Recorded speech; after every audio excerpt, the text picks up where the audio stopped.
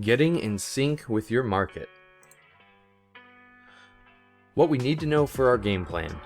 So what are the day's major news events that could impact our trading? And you can check this out each day at www.forexfactory.com, which is an awesome resource. And I highly suggest you go check that out as soon as possible. It's extremely customizable to exactly what you're looking for, wherever you're at in the world, and whatever market you're trading. And allows you to phase and filter out higher economic impact events and lower ones. So you can have just the major ones like the FOMC event or another specific news event that's related to what you are trading.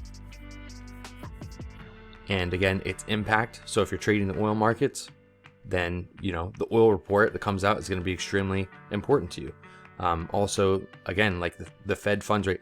So the United States markets generally are, without discriminating against the rest of the world, they just tend to have the largest impact in the markets, right? Because it's just one of the largest, it is the largest financial center in the world. So anyway, we'll spend some time on that, and I may go ahead and create just a small, tutorial on how to use the features that I use for it. But it's very, very simple. I think you can even set up alerts for it. And it's just kind of what's the word for it? It's it's valuable. So, and but we're gonna go more in depth on trading around news events and stuff like that as well, anticipating them. So, all right, what direction is the trend of our longest time frame chart, and is it retracing or consolidating? Where are we at in the trend cycle? Beginning, middle, or end, if you had to guess? Are there any patterns on the higher time frames that we should be aware of? Check overnight price action. No important support and resistance levels that are in play. Where was yesterday's value area, and value area high or value area low? Did overnight price action run towards or away from previous value?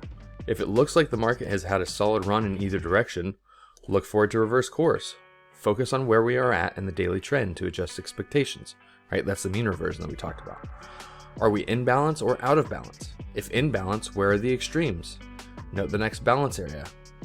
We may visit above or below us. What is our ADR? And based on that, could some of those more distant support or resistance levels make sense as a profit target for the day, week, or the month? Try to look for extremes to get positioned, low risk, high reward, obvious areas, and be patient for a good entry. So why is this important, right? So this is so important because one by one, these questions bring us in sync with the market that we're trading. So being in and out of rhythm is a very real thing, and just like warming up with a physical sport, it is critical to giving us our best chance to win the day. So this approach absolutely applies to swing trading as well, and we should use it as a filter to help us find the best candidates to build a watch list from. So as you can see, the list is not super long, and the questions are pretty quick to answer, right? This becomes a 5-minute routine once you get used to what to look for.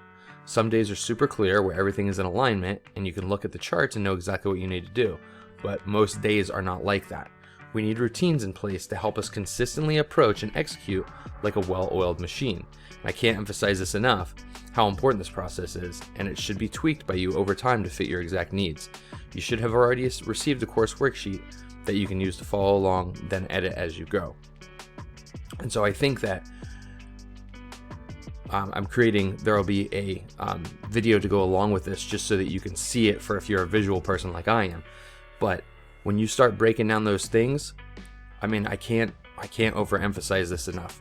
Literally the days where, when I was day trading full time and I would come in the morning and I did not do this prep work, you think that you can just run through a few charts and kind of know what's happening. But without doing a deep dive into exactly where the market's at and why it's doing, this helps you put your finger on the pulse of the market, exactly where it's at,